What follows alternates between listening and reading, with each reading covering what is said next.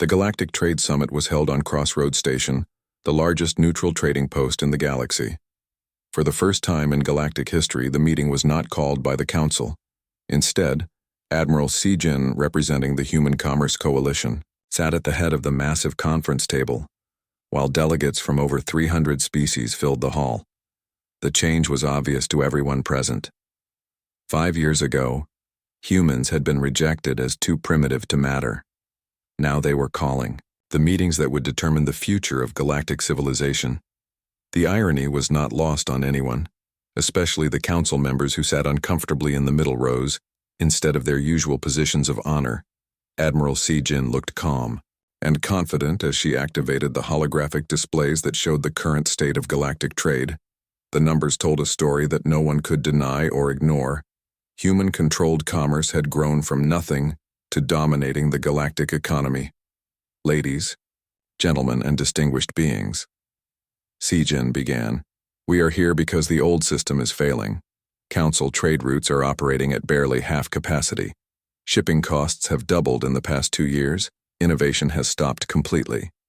Meanwhile, human-operated networks are faster, cheaper, and more reliable than anything the galaxy has ever seen. She gestured to the data floating above the table. As of today, human companies handle 62% of all interstellar commerce. We control the most efficient shipping lanes, the most advanced manufacturing centers, and the most innovative research facilities. Over 200 species have signed exclusive agreements with human businesses. High Chancellor Vextar, who looked much older and more defeated than he had 5 years earlier, interrupted. What do you want from us? What are your demands? Sijin smiled, an expression that somehow managed to be both friendly and threatening. We want exactly what we have always wanted: a voice in galactic affairs that matches our contribution to galactic prosperity. The difference is we no longer need your permission to have it. The chamber erupted in angry voices as council members protested and non-council delegates cheered. But Sijin continued speaking over the noise, her voice amplified by the station's communication system. The council system is obsolete. It was designed for a galaxy where change happened slowly, where innovation was rare, where most species were content to follow the lead of their betters. But that galaxy no longer exists. Today, change happens quickly. Innovation is constant, and every species has the potential to contribute something valuable. Minister Dongwu, now serving as Earth's senior diplomatic representative, stood up from his seat behind Sijin. 5 years ago, I stood before the council and asked for humanity to be given a chance. You rejected us because you said we were too young, too aggressive, too unpredictable. You were right about all of those things, and those are exactly the qualities that have made us successful. Dr. Yunji activated another display showing technological comparisons. Human fusion reactors are now standard equipment on over 40% of non-council ships. Human communication networks carry 70% of all interstellar messages. Human medical technology has increased average lifespan on allied worlds by 30%. The numbers were overwhelming proof that human innovation had transformed galactic civilization. But what made them even more impressive was the speed at which they had been achieved. In just 5 years, humanity had gone from technological primitives to the most advanced species in the galaxy. This is impossible. The crystalline representative chimed. No species can advance so quickly. There must be some explanation, some hidden advantage. Economic advisor. Hyejin smiled. The explanation is simple.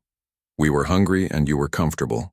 We needed to prove ourselves, and you assumed you had nothing left to prove. We treated every problem as a challenge to overcome, and you treated every challenge as a reason to maintain the status quo. She activated a comparison chart. Look at your research budgets over the past century. They have decreased every year because you thought you already knew everything. Look at your exploration programs. They focus on regions you have already mapped instead of seeking new discoveries. Look at your trade policies. They are designed to preserve existing advantages instead of creating new opportunities. Admiral Sijin retook control of the presentation. The Human Commerce Coalition is not here to destroy the existing system. We are here to replace it with something Better, I propose the creation of the Galactic Prosperity Assembly, where every species has representation based on their actual contribution to galactic civilization rather than their historical status. The proposal sent shockwaves through the Chamber Council. Members realized they were witnessing the formal end of their authority, while non-council species saw the beginning of their opportunity to have real influence for the first time. Under this new system, Jin continued, decisions will be made by beings who understand modern reality instead of ancient tradition. Species will be judged by what they accomplish, rather than how long they have been doing it. Trade routes will be managed by the most efficient operators rather than the most politically connected. Vextar made one last desperate attempt to preserve council authority. You are dismantling a system that has maintained peace for 5,000 years. What you call stagnation, we call stability. What you call innovation, we call dangerous experimentation. Peace, Dongwu repeated. You call it peace, but it was really just the absence of change. Nothing moved, nothing grew, nothing improved. You maintained order by preventing progress, but that kind of peace is just another word for death. Captain Ji-hoon, now promoted to Fleet Admiral, added his perspective. The council system worked when the galaxy was young, and most species were still learning how to cooperate. But the galaxy has grown up. The species you once guided are now capable of making their own decisions. The worlds you once protected are now able to defend themselves. The question, Sejin announced, is whether the old powers will adapt to the new reality or become irrelevant.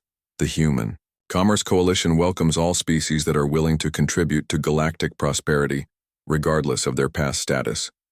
But we will not be held back by those who prefer the comfort of the past to the challenges of the future. The vote took 3 days of debate, argument, and negotiation. In the end, the result was overwhelming. 237 species voted to join the new Galactic Prosperity Assembly. Only 43, mostly older council races, voted to maintain the old system. When the results were announced, Sejin looked around the chamber that had once seemed so intimidating to human representatives. The same hall that had rejected humanity as too primitive now echoed with applause for the species that had transformed galactic civilization. The age of asking permission is over, she announced. The age of earning respect through achievement has begun. Every species in this galaxy now has the opportunity to prove their worth through their contributions rather than their connections. As delegates filed out to inform their homeworlds about the new galactic order, Dongwu reflected on the journey that had brought them to this moment. 5 years ago, he had stood in a council chamber as a supplicant, begging for acceptance today. Humanity controlled the most important institutions in galactic civilization. The council races could join the new system and compete on equal terms, or they could retreat to their old worlds and watch the galaxy move forward without them. The choice was theirs, but the outcome was no longer in doubt. Humanity had been refused a seat at the table, so they had built a better table and invited everyone else to join them. It was a very human solution to an impossible problem, and it had worked perfectly.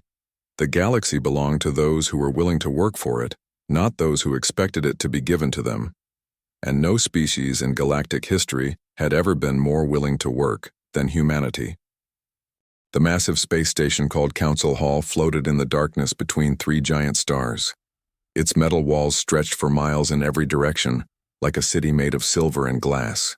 Thousands of ships from hundreds of different worlds docked at its ports every day, bringing alien visitors who looked nothing like humans. Ambassador Dongwu walked through the long corridors wearing his best black suit with the Earth flag patch on his shoulder.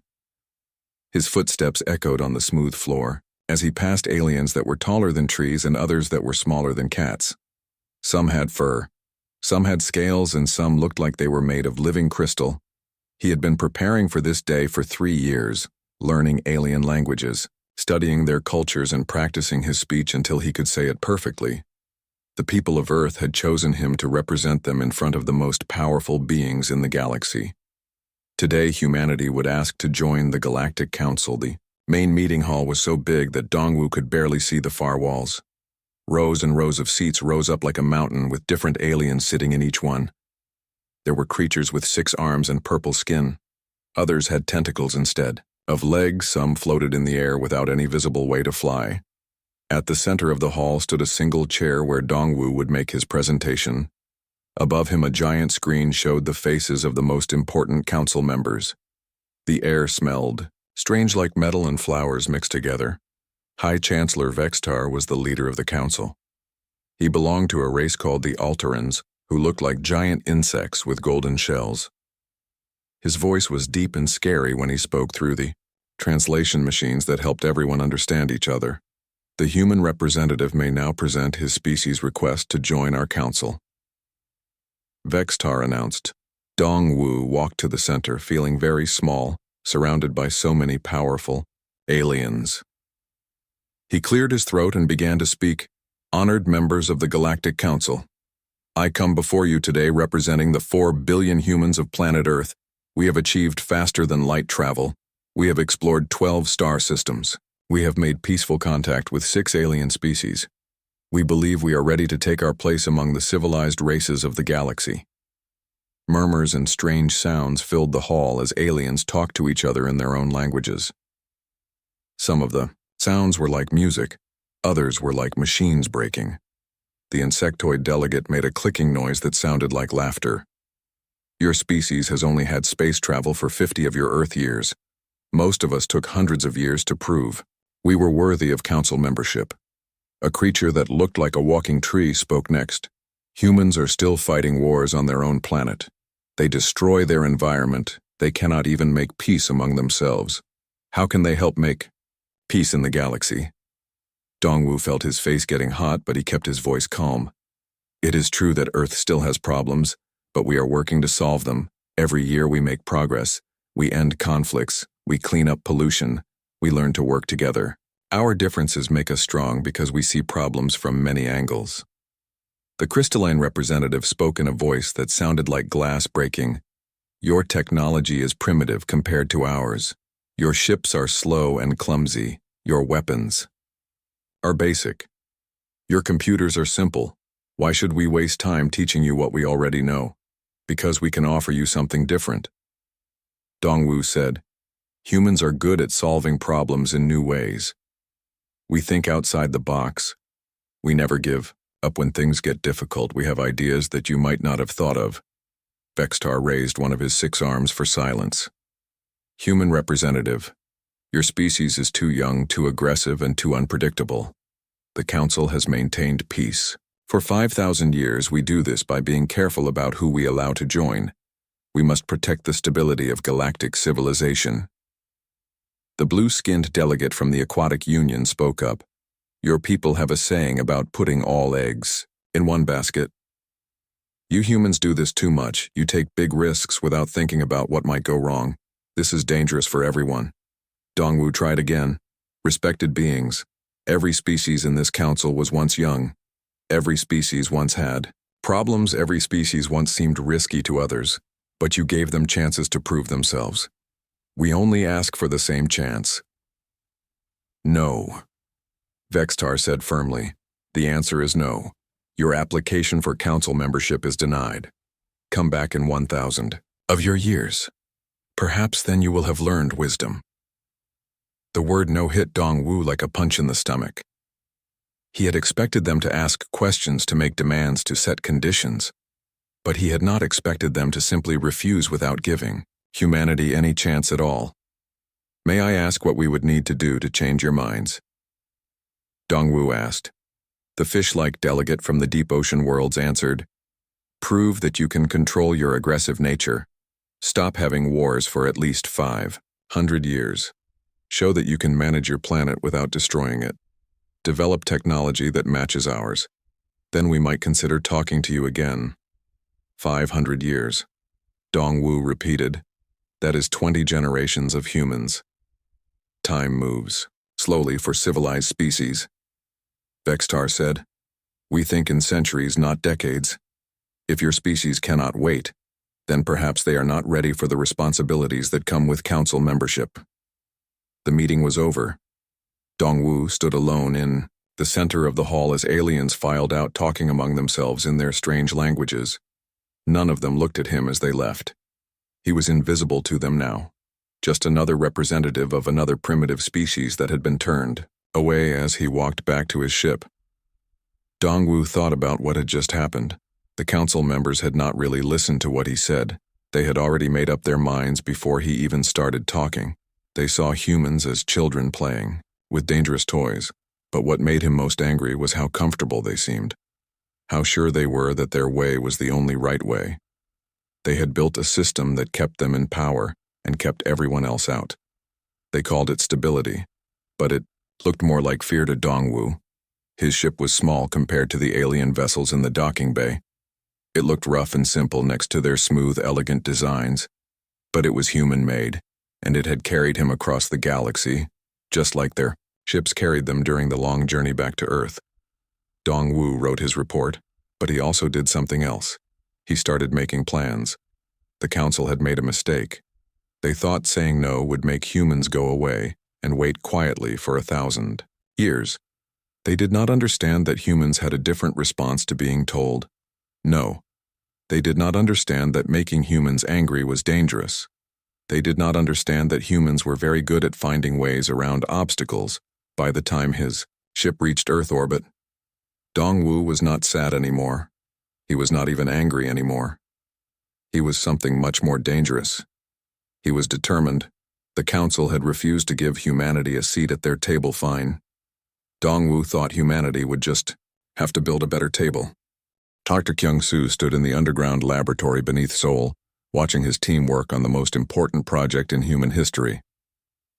The room was filled with machines that hummed and beeped, while screens showed complex equations that only the smartest scientists could understand. 3 years had passed since the council rejected humanity, and those 3 years had changed everything. The quantum fold engine sitting on the lab table looked small and simple like a metal briefcase. But inside, that innocent-looking box was technology that would revolutionize space travel. Dr. Yunji, his assistant, was running the final tests while other scientists watched nervously. "Give me the numbers," Kyung-soo said. "Fuel efficiency is 47%, better than council standard engines," Yunji reported. "Travel time is reduced by 60%. And the best part is we can install this in any ship in just 3 days instead of 3 months. Kyung-soo smiled. This was exactly what humanity needed. The council races used huge clunky engines that took months to install, and repair human engines were small, fast, and easy to fix. It was typical human engineering, making things work better with less resources. Meanwhile, in orbit around Mars, Captain Ji-hoon commanded the first human deep space exploration fleet. His ships were not as big as council vessels, but they were faster, more maneuverable, and packed with weapons that could punch holes through alien armor. His crews were trained for rapid deployment and quick thinking, something the older alien races had forgotten how to do. "Captain, we are receiving a transmission from Altaran Border Patrol," Communications Officer Subin reported. "They are ordering us to leave this sector immediately." Ji-hoon looked at the star charts on his screen. The sector they were exploring was officially unclaimed territory according to galactic law, but the Alterans had gotten used to thinking of everything as their territory, even if they had never bothered to explore it. "Tell them we are conducting legitimate survey operations in unclaimed space." Ji-hoon replied, "We are not violating any laws." "Sir, they are saying this area falls under their sphere of influence." "Their sphere of influence is not the same as legal ownership," Ji-hoon said firmly. "Deploy the survey beacon, continue mapping operations." Back on Earth, Economic Coordinator Minho was watching the results of humanity's trade revolution. Human merchant ships were appearing in star systems across the galaxy, offering services that the council monopolies could not match. They delivered goods faster, charged less money, and went to places the big alien corporations ignored. "The Traders Guild is filing complaints with the council," his assistant reported. "They claim we are engaging in unfair competition." Minho laughed. "Competition is only unfair if you are not prepared for it. How many new contracts did we sign this month? 412. We now handle 12% of non-council trade routes. It might not sound like much, but it represented something that had never happened before. An outside force was breaking into the Council's closed system, and the cracks were starting to show. The secret to human success was simple. While the Council races had grown comfortable and lazy, humanity was hungry and desperate. They had been told they were not good enough, so they had decided to become better than everyone else. Human scientists worked 20-hour days developing new technologies. Human engineers found ways to make everything smaller, faster, and more efficient. Human traders took risks that alien merchants would never consider. Human explorers went to dangerous places that others avoided. Dr. So Young was working on medical technology that could heal injuries in minutes instead of days. Engineer Taemin had designed manufacturing robots that could build entire factories in weeks. Human farmers were developing crops that could grow on alien worlds that the Council had written off as uninhabitable. The most important breakthrough came from Dr. Hyun-woo, who had been studying Council communication systems. He discovered that their networks were incredibly inefficient, using technology that was thousands of years old. They worked, but they were slow and unreliable. I can build a communication network that covers the entire galaxy and operates 10 times faster than theirs, he told the government leaders. And it will cost 1/10 as much to maintain Navio. Humans began building their network in secret, connecting human colonies and trading posts with instantaneous communication. While Council messages took days or weeks to travel across the galaxy, human messages arrived in seconds. Soon non-Council species began asking to connect to the human network. They were tired of waiting weeks for simple communications when humans could deliver them instantly. The network grew larger and more important. Every day, Captain Min Jung commanded the human colony ship that established the first settlement in the Outer Rim, a region the Council had declared too dangerous and unprofitable to explore. But humans found rich mineral deposits there, along with 3 habitable planets that were perfect for farming. The Council said this region was worthless, she reported to Earth. But we have found enough rare metals to power our expansion for the next century. More human ships followed, establishing colonies, trading posts, and research stations in places the Council had ignored. They found new species that had never been contacted by galactic civilization. Most of these species were happy to trade with humans who treated them as equals instead of primitives. The Vorthan Union was a collection of small worlds that the Council barely acknowledged, but humans helped them upgrade their technology and increase their industrial output. Within months, the Vorthans had tripled their production and were eager to sign exclusive trade agreements with humanity. The benthic colonies lived underwater on dozens of ocean worlds. They had been struggling with energy problems for generations because Council technology was not designed for their environment. But human fusion reactors worked perfectly underwater, and soon the benthic worlds were energy independent for the first time in their history. The nomad fleets were wandering traders who had been traveling the galaxy for thousands of years without reliable communication between their ships. Human networks gave them instant communication across vast distances, revolutionizing their entire way of life. Each success brought more success. Species that had been ignored by the Council began seeking out human traders and diplomats. Word spread that humans were different, that they treated smaller species with respect, and offered real solutions to real problems. The Council was beginning to notice, but they did not understand what was happening. They saw individual problems, isolated incidents of human interference, but they did not see the bigger picture. They did not realize that humanity was systematically dismantling their control over galactic civilization. High Chancellor Vextar received reports about human activities but dismissed them as minor annoyances. Young species always tried to make their mark. He thought they would eventually realize their place and settle down like all the others. He was wrong. Human activities were not random or temporary. They were part of a carefully planned campaign to make the Council system obsolete. And it was working better than anyone had dared to hope. By the end of the 3rd year, humanity controlled advanced technology that surpassed Council standards. They had established colonies in regions the Council had abandoned. They had made allies among species the Council had ignored. They had built communication and trade networks that were faster and more efficient than anything the galaxy had ever seen. The Council still did not take them seriously. They still thought of humans as primitive children playing with toys they did not understand. They still believed that their ancient wisdom and established power would protect them from any serious challenge. They were about to learn how wrong they were. The emergency meeting room in Seoul was filled with the most powerful people on Earth.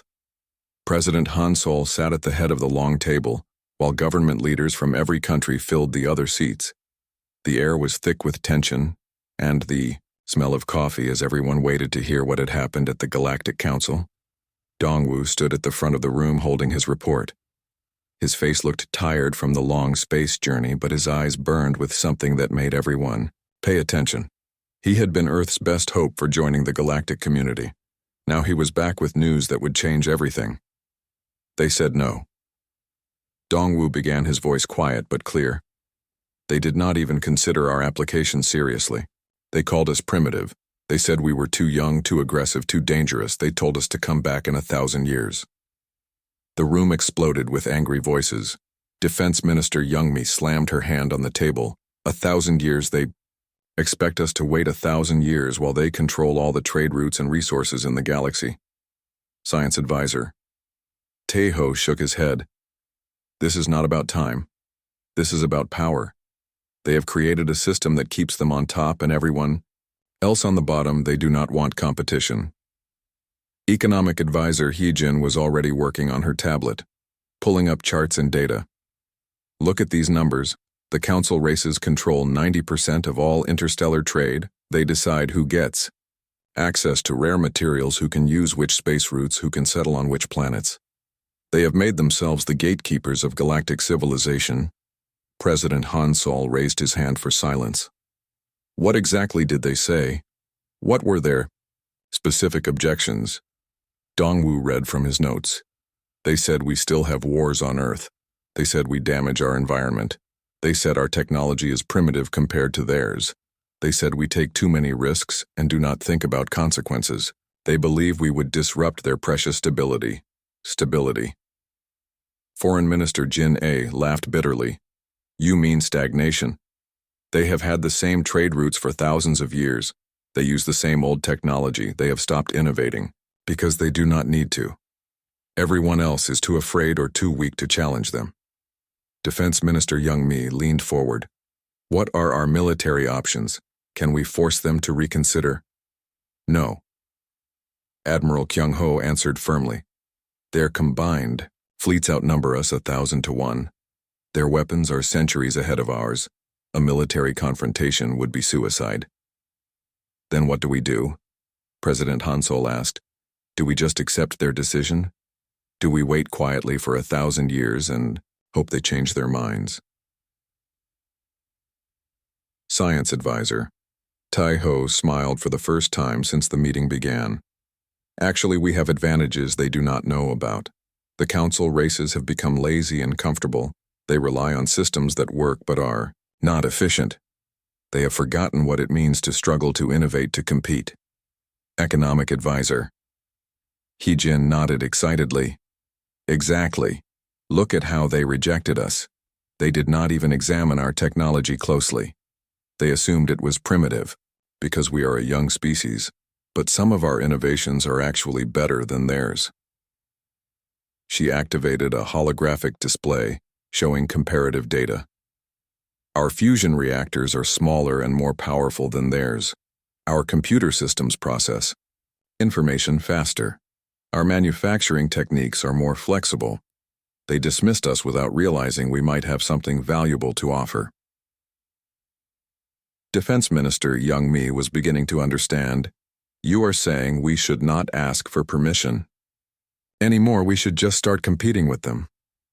More than that, Hyejin replied. We should start beating them. The council controls trade because they have always controlled trade. But what if someone offered better service, faster, delivery lower, prices? What if someone started exploring the regions they have ignored? What if someone began making alliances with the species they have dismissed? President Han Sol stared at the data on the screen. You are talking about challenging the entire galactic order. This is not just ambitious, this is revolutionary. Revolution is what humans do best, Dongwu said quietly.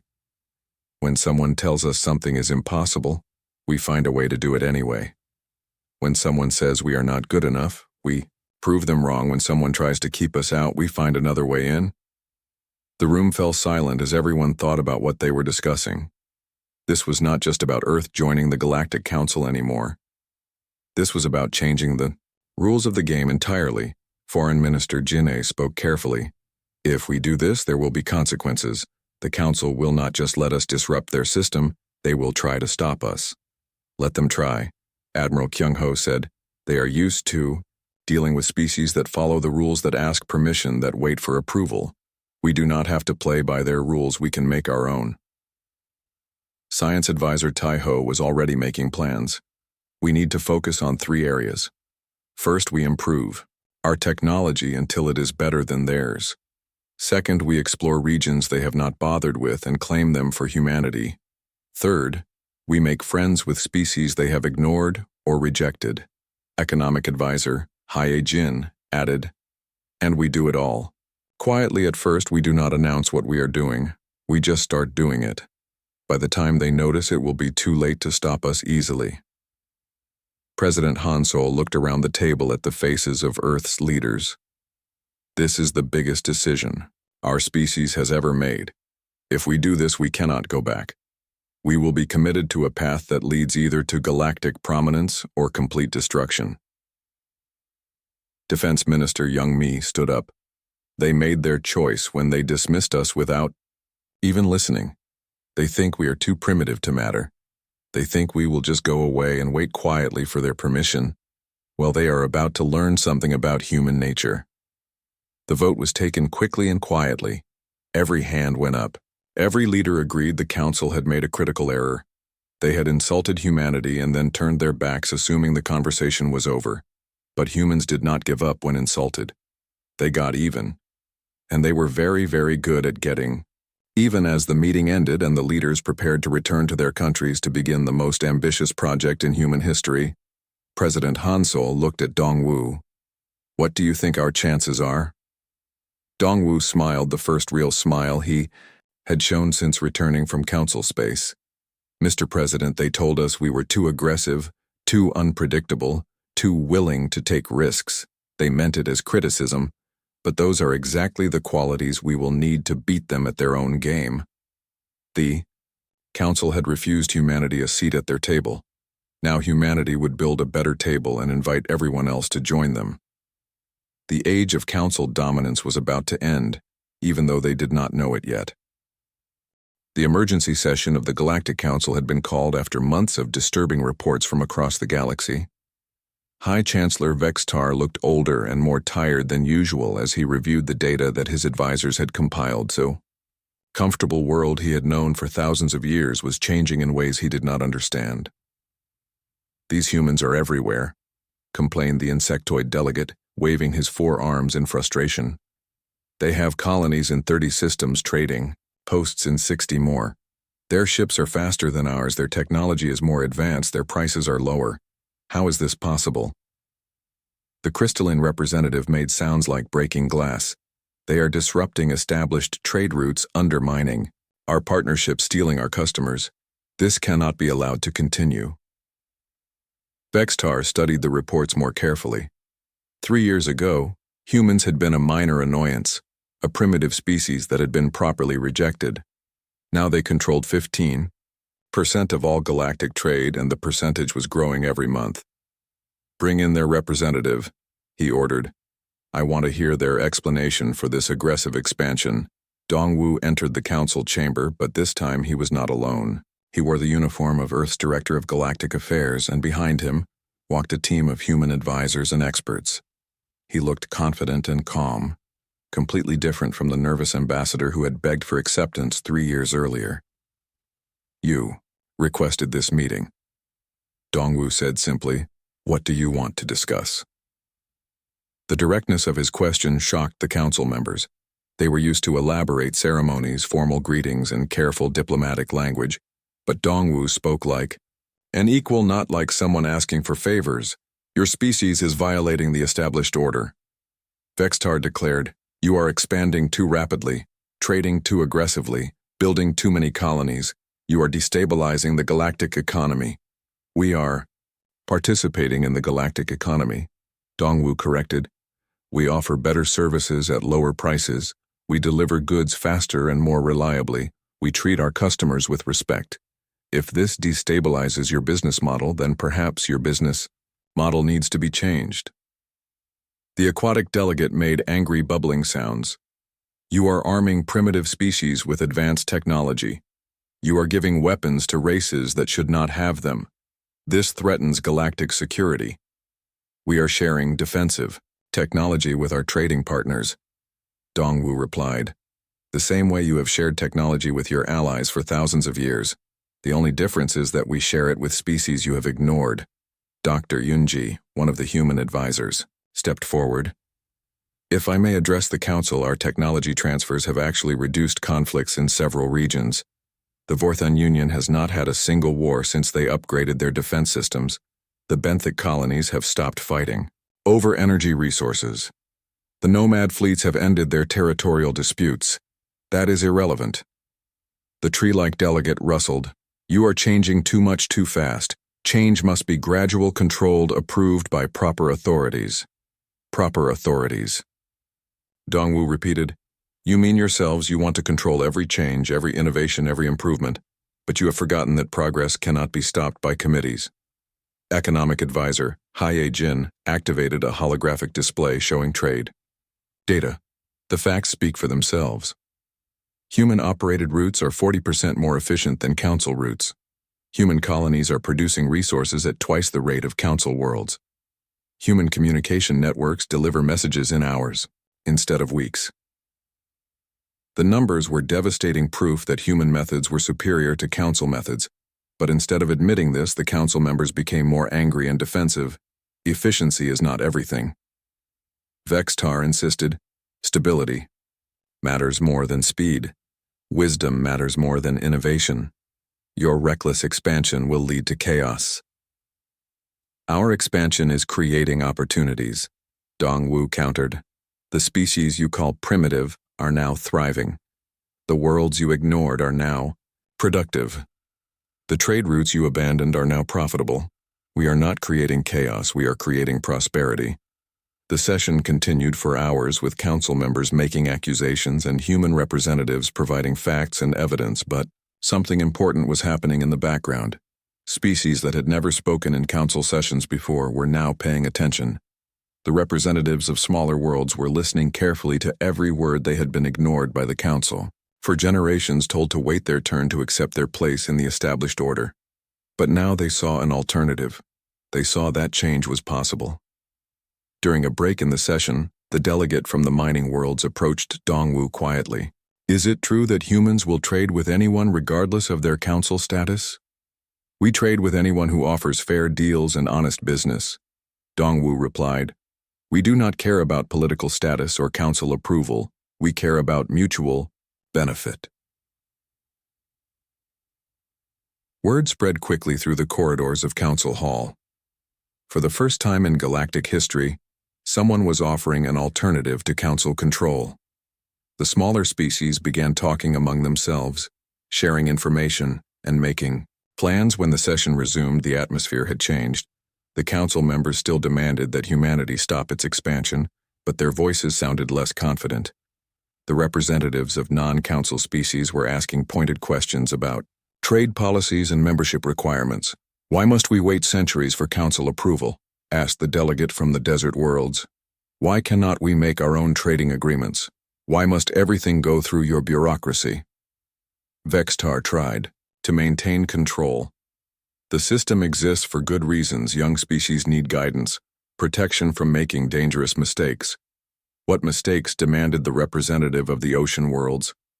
Trading with humans has improved our economy, strengthened our defenses, increased our technology. What exactly are you protecting us from? The session was slipping away from council control, and Vextar knew it. The carefully maintained system of hierarchy and obedience was cracking under pressure from species that had finally found their voice. Dr. Kyungsu addressed the council directly. 3 years ago, you told us we were too primitive to join your organization. You said we needed to prove ourselves worthy of your acceptance. But we have done something better. We have proven that your organization is not worthy of us. The statement sent shockwaves through the chamber. No one had ever spoken to the council with such bold disrespect, but the human scientist continued calmly. You control trade through monopoly, not excellence. You maintain power through exclusion, not merit. You prevent progress because it threatens your comfortable positions. But the galaxy is bigger than your council, and it is ready for something better. As security moved to escort, the humans out Dongwu made one final statement. We came here 3 years ago asking for permission to join your club. You told us no. So we built our own club and everyone is invited. The only requirement for membership is a willingness to work for mutual benefit instead of personal advantage. The humans left the chamber, but their words remained behind, echoing in the minds of delegates who had never imagined that the council system could be challenged. The established order was no longer as stable as it had seemed. Over the following weeks, reports poured in from across the galaxy. More species were signing exclusive agreements with human companies. More worlds were requesting connection to human communication networks. More colonies were asking for human technology and expertise. The council tried to respond with threats and sanctions, but they discovered something disturbing. Their power was not as absolute as they had believed. Species that had always obeyed without question were now demanding explanations. Worlds that had accepted council authority for generations were now exploring alternatives. The tipping point had been reached. The council system was still in place, but it was no longer unchallenged. Humanity had shown that there was another way, and the galaxy was listening. High Chancellor Vextar sat alone in his office staring at reports that painted a clear picture. The humans were not just competing with the council anymore. They were replacing it, and the worst part was that they were doing it with the voluntary cooperation of species that were supposed to be loyal council supporters. The age of unquestioned council dominance was ending. Whether Vextar admitted it or not, the balance of power in the galaxy had shifted. The humans had kept their promise. They had proven themselves worthy not by asking for acceptance, but by making acceptance irrelevant. The galaxy would never be the same.